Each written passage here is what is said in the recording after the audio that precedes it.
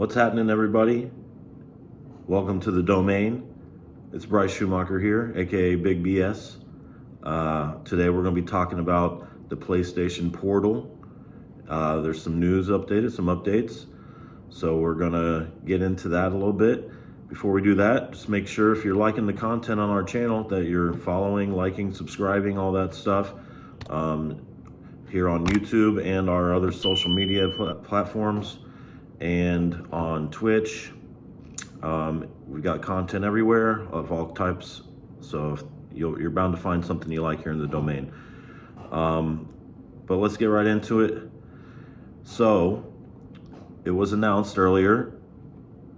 If you've kind of been in the dark about it, let me catch you up on what the PlayStation Portal is. Here I've got my PS5. PlayStation Portal is a portable device that you can do remote play with your PlayStation. So if you're in the house with a PlayStation, you can take this handheld device into the other rooms and stream it off of your PlayStation onto your Portal, so you can play around your house. As long as you have a decent Wi-Fi connection for it, then you're good to go. Kind of the answer back to the Switch and the Steam Deck and all the other ones that are kind of going into that handheld route. PlayStation's got their own version of it now.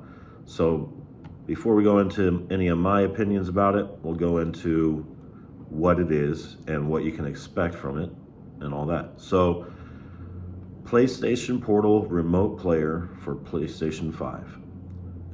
As of now, it's available for pre-order through PlayStation's website. Here in towards the end of the month, it'll be able to be pre-ordered on more sites like Best Buy and Target and such. But for now, it's only available on their website for pre-orders. Release date, November 15th, 2023. So just a few months away. About 2 months away, actually, 2.5. So not too far off. So gives you enough time to save up. It's a good holiday release point. But what can you actually expect as far as features, hardware, and the like? Let's see. Key features for the PlayStation 5. Play your game collection anywhere in your house.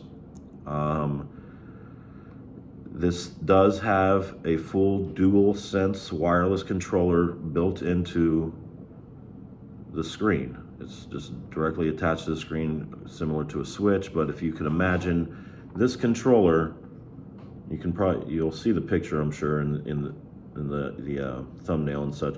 But it's pretty much without this touchpad here. You take these two segments of the controller and cut out the middle here and throw in an 8-inch screen. So that's nice. It's got the DualSense controller, full functionality with the haptic feedback and all that.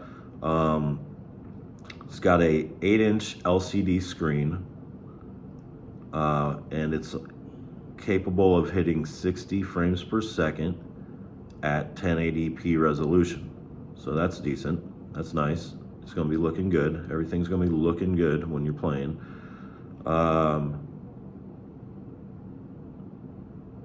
Let's see. Then, those are the key features. Now, a couple of things that I'll point out is that there is no Bluetooth connectivity in this. So if you want to use a headset, there's a 3.5 millimeter jack. You can plug in your standard headset. But if you want to go wireless, your only option is the PlayStation earbuds, the Pulse 3D wireless headset, I believe it's called. The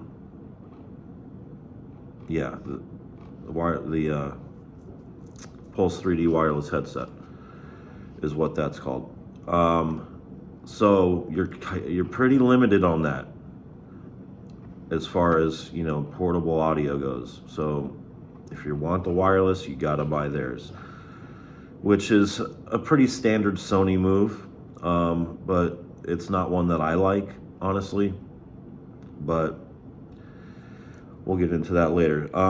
Price point, $199.99. It's a $200 gig here, and same for UK, £199.99.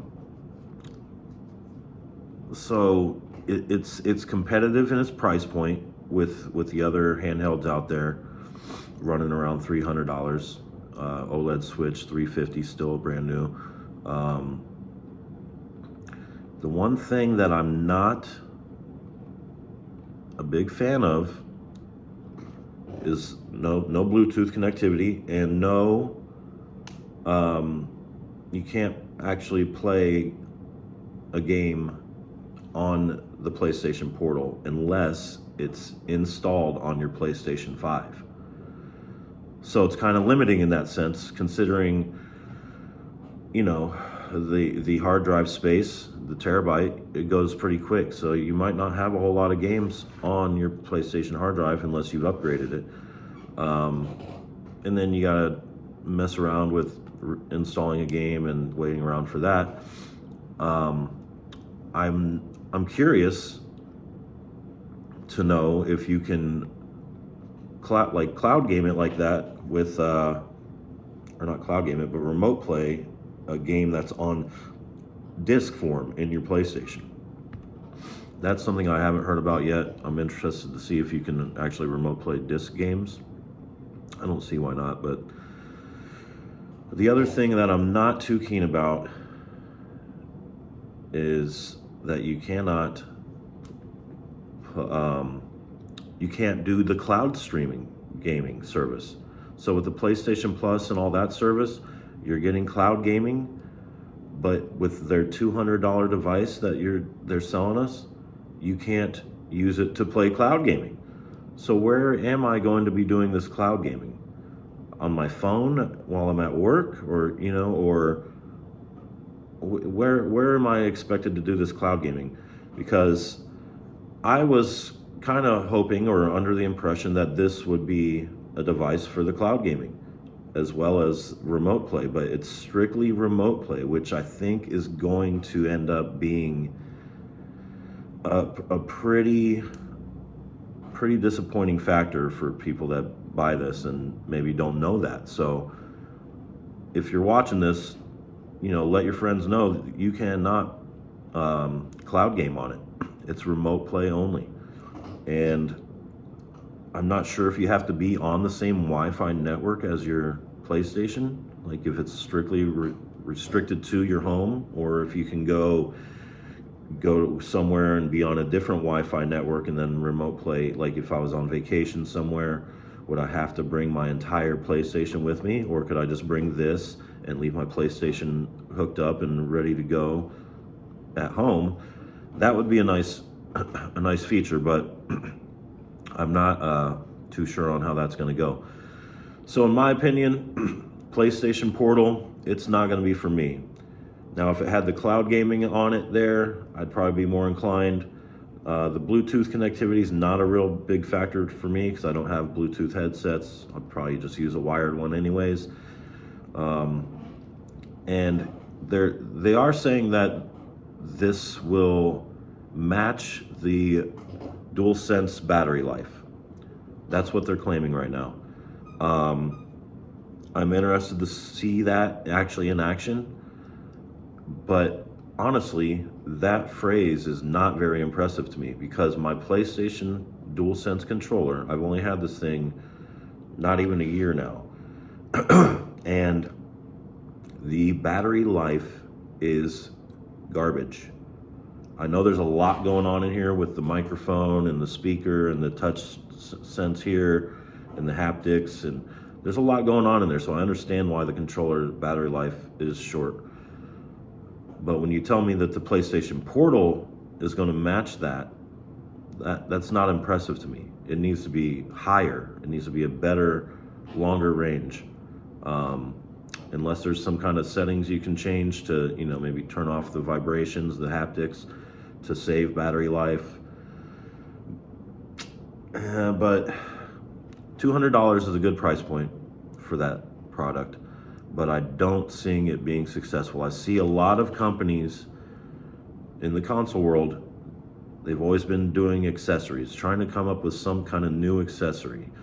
And what I've noticed over decades of gaming is that a lot of those big hardware accessories flop. The majority of them flop.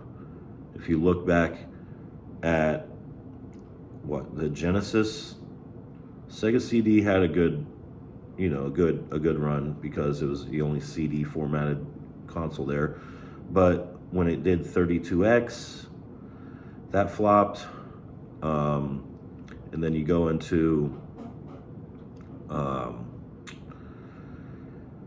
let's see, like Xbox when they did the Kinect, and then they did the Kinect again. They were fun at first, but they end up flopping real fast.